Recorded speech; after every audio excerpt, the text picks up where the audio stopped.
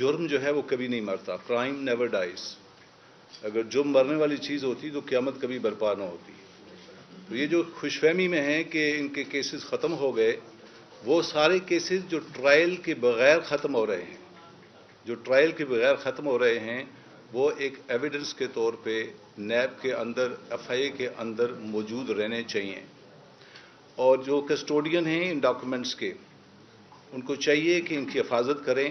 جس طرح کوٹ ٹیکنا میں ہوا تھا کہ سوئٹزرلینڈ سے اوریجنل ڈاکومنٹس لائے گئے تھے، وہ نیب کے اندر رکھے گئے، اور جب NRO-1 کو افتخار چودھری نے سٹاک آف کیا اور اس کیس کو چلانے کی کوشش کی گئی تو پتہ چلا کہ اوریجنل ڈاکومنٹس ہی ڈسٹرائے کیے جا چکے ہیں. تو یہ میں اس پریس کانفرنس کی ساتھ سے ان مقتدر لوگوں کو ریکویسٹ بھی کر رہا ہوں اور ساتھ وارن بھی کر رہا ہوں کہ یہ اوریجنل ڈاکومنٹس کے آپ کسٹوڈین ہیں، آپ امانت دار ہیں. یہ اس پبلک غریب عوام کا پیسہ ہے جو ان لوگوں نے کھایا ہے، اور اس کو آپ نے سنبھال کر رکھنا ہے. کل آپ سے سوال سپریم کورٹ بھی پوچھ سکتی ہے، اور جو بھی اقتدار میں آئے گا اور اس پوزیشن میں ہوگا تو یہ سوال آپ سے پوچھا جائے گا. اس لیے یہ لازمی ہے.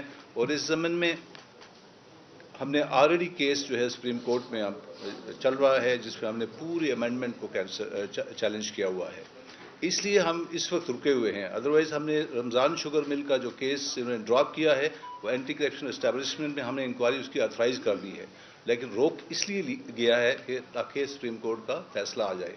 اور ہم نے چیئرمین نیب کو خط بھی لکھ دیا ہے کہ وہ سارے کیسز میں گورنمنٹ آف پنجاب کا پیسہ انوالو ہے اور وہ کیسز ڈراپ ہو رہے ہیں، وہ ہمیں بھجوائے جائیں تاکہ ہم ان کی پنجاب کے اندر ان کی اکاؤنٹیبلٹی کر سکیں. اس میں شریف فیملی کے جو ٹوٹل کیسز ہیں، 2 کیسز شفقت صاحب نے ایکسپلین کر دیے، اور تقریباً 18 کیسز ہیں جس میں 40 ارب روپے کی ٹوٹل کرپشن کا پروفائل بنتا ہے. دو چیزیں ان کیسز کے اندر جو شفقت صاحب نے بریف کی، میں تھوڑا سا ایڈ کر دیتا ہوں. اس میں ایک گلزار نامی شخص تھا، 2005 میں اس کی ڈیتھ ہو جاتی ہے اور اس کا اکاؤنٹ آپریٹ ہوتا ہے اس کے مرنے کے بعد بھی. اس کے اندر ایک شخص ہے اورنگزیب، یہ جو آپ شفقت صاحب نے بات کی تھی کہ رشوت کا پیسہ، اس کا کلیئر کٹ 50 لاکھ کا چیک ہے اس کے اندر آیا ہوا ہے، 50 لاکھ کا چیک ہے. اور جب ان سے پوچھا گیا کہ آپ نے یہ پیسے کیوں جمع کروائے، انہوں نے کہا کہ مجھے وزیر آباد کی بیوٹیفیکیشن کا ٹھیکہ پھر دیا گیا تھا اور ڈی سی کو اور میونسپل کمیٹی کو میرے انڈر کمانڈ کر دیا گیا تھا. تو کسی معذب ملک میں اگر جوڈیشل سسٹم افیکٹو ہو تو کسی پبلک آفس ہولڈر کو پنش کرنے کے لیے یہی ایک ایویڈنس کافی ہے. چھوڑ دیں 16 ارب کو. امریکہ میں گورنر کو 6 ماہ قید ہوئی تھی اس بات کے اوپر کہ اس نے $60 کا ٹکٹ ان کیش کر لیا تھا، لان مور مشین اس نے سرکاری استعمال کی تھی، اور اپنی بیٹی کے برتھ ڈے کے اوپر اس نے سرکاری فوٹوگرافی استعمال کیا تھا. تو اگر پبلک آفس ہولڈر کی یہی ایک مثال کافی ہے. اور یہ وہ پرسار کیس ہے جو 2 سگے بھائیوں مزمل رضا اور غلام شبیر کو کھا گیا، یاد رہے، جنہوں نے ان کو سسلین مافیا لکھا تھا. یہ وہی کیس ہے. اسی کے اندر ڈاکٹر رضوان کی ڈیتھ بھی ہوتی ہے، گلزار بھی ڈیتھ بھی اسی کے اندر ہوتی ہے. اور سب کو پتہ ہے کہ وہ چپراسی جو تھا وہ پرسار حالت میں دبئی کے اندر مقصود جو ہے اس کی ڈیتھ ہو گئی تھی.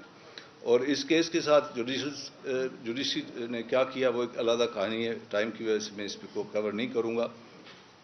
اس کے علاوہ 3 بڑے انٹرسٹنگ کیس ہیں. ٹوٹل کیسز ان کے تقریباً 18 ہیں. وہ جو ہے وہ میں تھوڑا یہاں پہ کور کر دیتا ہوں.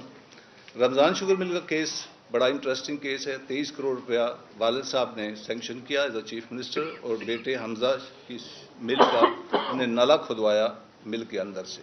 23 کروڑ روپیہ حکومت پنجاب کا لگایا گیا اس کے اوپر.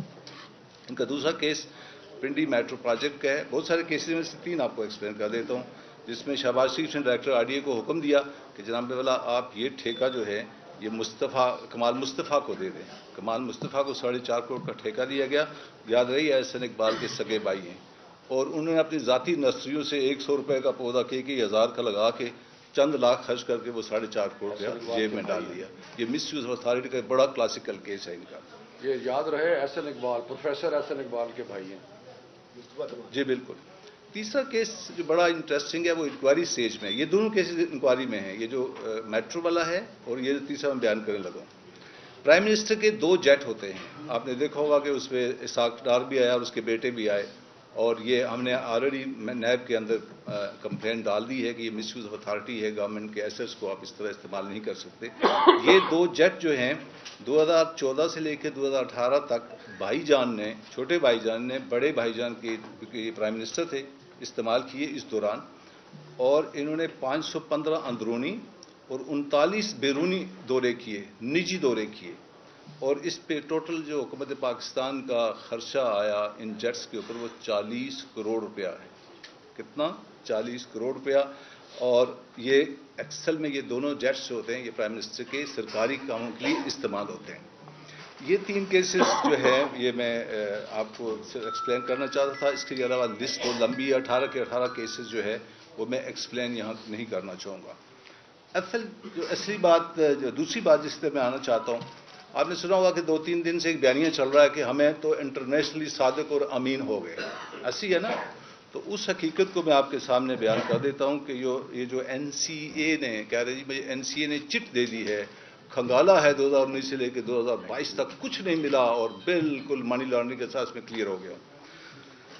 یہ فوکس کر لیں گے اپنے کیمرے ان کے اوپر، یہ وہ 4 اکاؤنٹس ہیں، اگر آپ اس پہ فوکس کر لیجئے، میں یہ اپلوڈ بھی کر دوں گا تاکہ آپ ان کو اپنے چینل پہ دکھا سکیں۔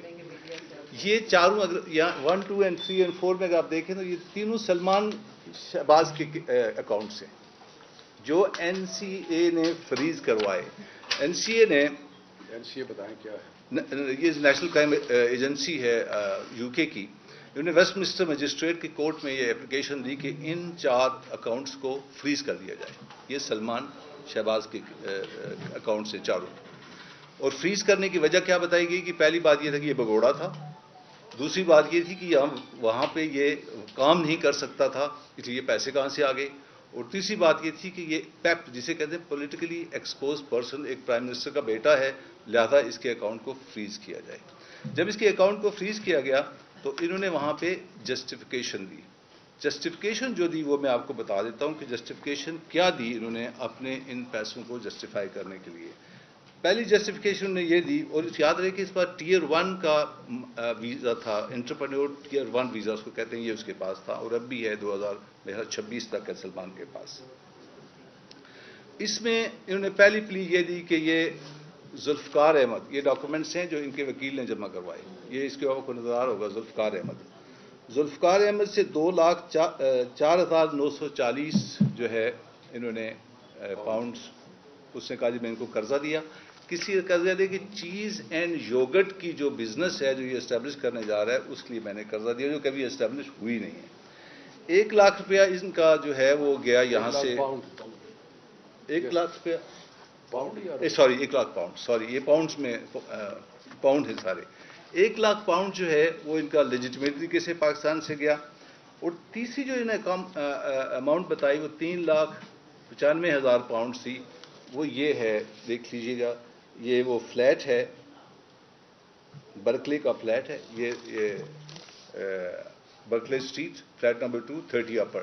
اس میں 2005 میں انہوں نے پلی دی کہ 2005 میں اس کو خریدا تھا شہباز شریف نے 2 لاکھ کچھ کا، اور پھر اس کو انہوں نے بیچا 3,95,000 کا ٹوٹل، اور اس میں کچھ مارگیج کا پیسہ تھا اور کچھ ان کے رینٹ کا پیسہ تھا۔ تو یہاں پہ جو یہ کلیم کیا جا رہا ہے کہ جناب ہم تو انٹرنیشنلی صادق اور امین ہو گئے، اس میں 10% سچ ہو سکتا ہے، باقی 90% جو ہے حقیقت کو چھپایا جا رہا ہے۔ اصل میں سلمان کو این سی اے نے انٹروگیٹ کیا، اس کے اکاؤنٹس کو جو ہے اس کے اوپر انویسٹیگیشن ہوئی وائٹ کالر کرائم میں، اور اس کو کلیئر کیا انہوں نے سلمان کو۔ شہباز شریف کا اس میں کوئی رول نہیں ہے، اور شہباز شریف کا صرف اتنا رول ہے کہ وہ اس کے والد صاحب تھے، اور یہ جو فلیٹ انہوں نے بیچا اس کے پیسے اس کے اندر گئے ہوئے ہیں، دیٹس آل۔